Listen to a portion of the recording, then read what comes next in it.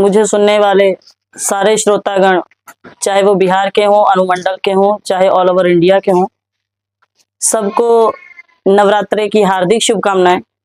अशोक चौधरी के ऊपर करारा प्रहार किया है, क्योंकि नीतीश कुमार एक स्वच्छ छवि के मुख्यमंत्री माने जाते हैं, ऐसा प्रशांत किशोर जी का। अशोक चौधरी के ऊपर जो आरोप लगाए हैं उनके बारे में क्या बताएं?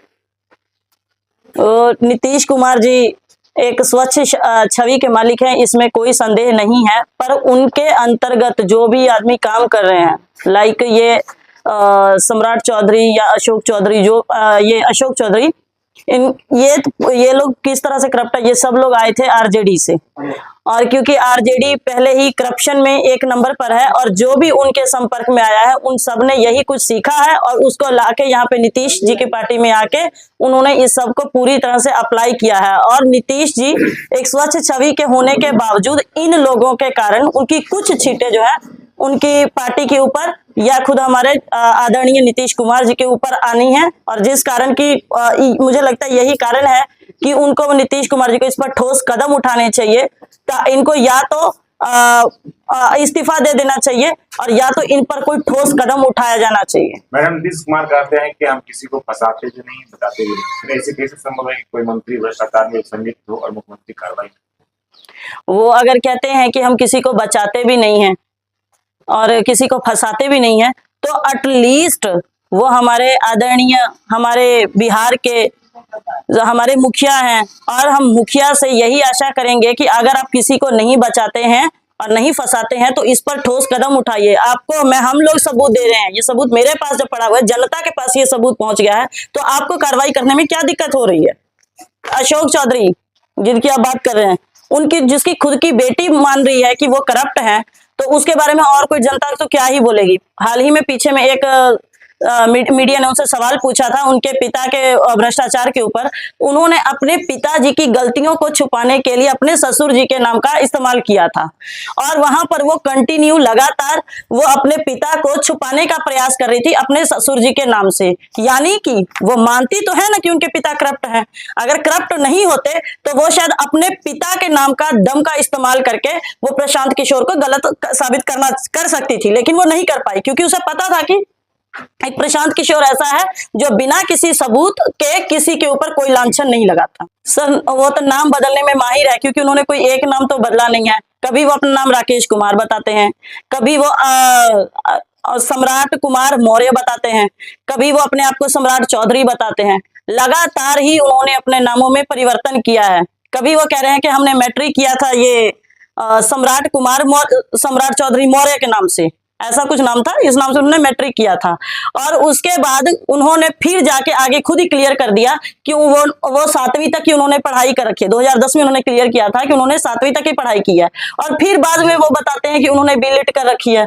उनको जरा हमको भी बताइए, बिना मैट्रिक किए हुए आपने कहाँ से ये बीलिट की क्वालिफाई किया? संजय जायसवाल पर पेट्रोल पंप में धोखाधड़ी का आरोप लगाया जा रहा है जी, उन्होंने किया है तब ना लग रहा है।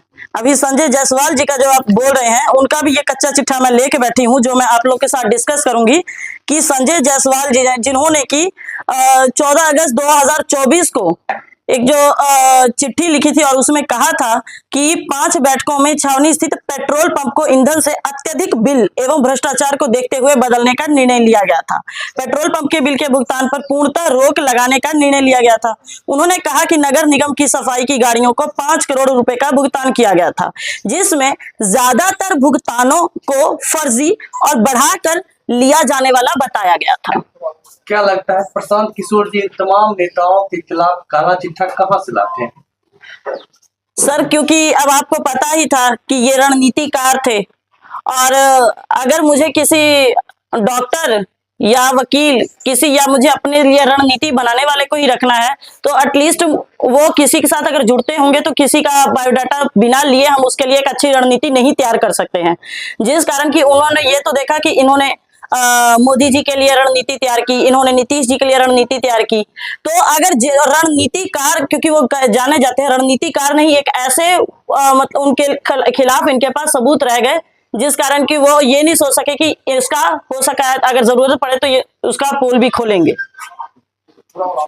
बखरी विधानसभा का क्या रहेगा इस बार का माहौल, चूंकि कई उम्मीदवार एनडीए में भी है, आपके जनसुराज में भी, हाँ और महागठबंधन के मात्र एक ही उम्मीदवार वर्तमान में सीपीआई के जो विधायक हैं वो हैं। जी ऐसे में क्या माहौल रहेगा?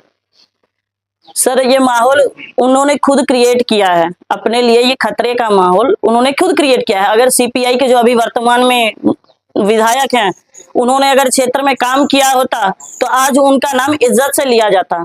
लेकिन अगर उनके नाम के साथ गाली शब्द का प्रयोग किया जा रहा है तो ये सारे उनके द्वारा किए गए कार्यों का नतीजा है। और उनको खुद पता है, एग्जामिनर जो बच्चा एग्जाम दे रहा होता है उसको खुद पता होता है कि इसका रिजल्ट क्या आने वाला है। यानी कि सीपीआई के उस कैंडिडेट को भी पता है कि रिजल्ट क्या आने वाला है। फिर उस पर सर आगे मैं क्या बताऊं? क्या रिजल्ट होगा इस बार का?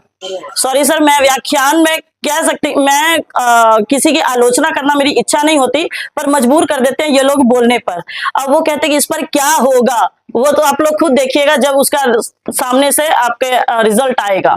मैडम, हाल ही में बकरी में 101 करोड़ का ओवरब्रिज स्वीकृति हुई, इसकी जानकारी विधायक जी ने दी। अब देखिए, हो तो गई है, अब इस पर भी उन्होंने काम पूरा करेंगे या इसको भी कोई पचाने का काम करेगा।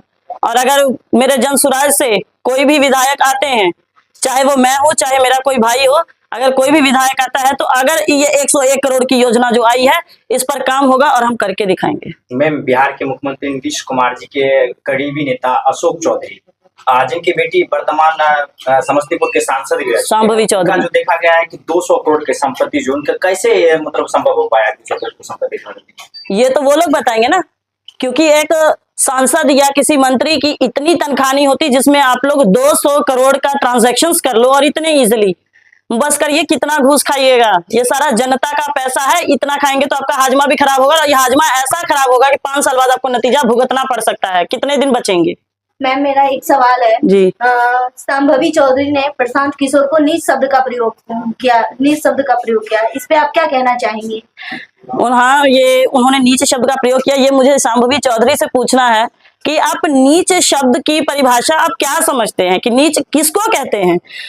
जहां पर एक विभिन्न नेता अपशब्द इस्तेमाल हैं विभिन्न पार्टियों के किसी भी आदमी के लिए, अगर हम किसी को अपमानजनक शब्दों का इस्तेमाल करते हैं। हाल ही में बीजेपी का एक किसी मंत्री का फोटो आया था जिसमें वो खुद यंगर थे और कोई उम्र दराज आदमी उनके पैर छू रहे थे और वो आशीर्वाद देते हुए दिखाई दे रहे हैं। ये उनके संस्कारों को झलका रहे हैं।